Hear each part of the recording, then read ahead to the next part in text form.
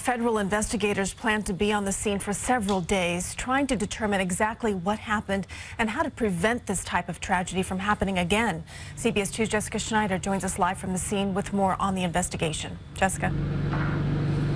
Christine, you can see those crews just behind me. They're working to restore this line. In the meantime, the NTSB is analyzing data from the train's black box recorders, also trying to get information from the SUV's so-called memory modules so they can try to figure out just what 49-year-old Ellen Brody was doing on these tracks. The big question everybody wants to know is, why was this vehicle in the crossing? The SUV is gone, the train taken off the tracks, but still many questions for investigators.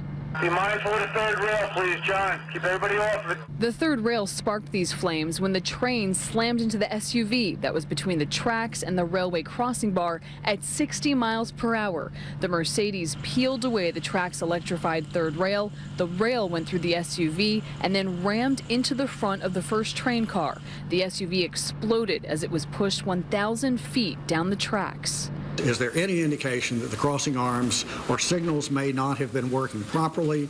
At this point, we have no indication to believe that they were doing anything other than operating properly.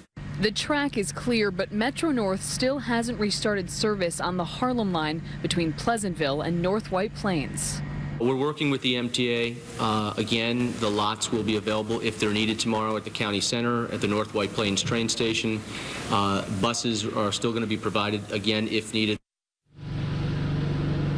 And still no final word from the MTA when service on this line will resume. In the meantime, the NTSB also says that those crossing gates that the SUV might have been stuck in between, those have data recorders as well, and those will also be analyzed. Live in Valhalla, Westchester County, Jessica Schneider, CBS 2 News. All right, Jessica, thank you. And just to reiterate, Metro North Riders service does remain suspended between Pleasantville and North White Plains.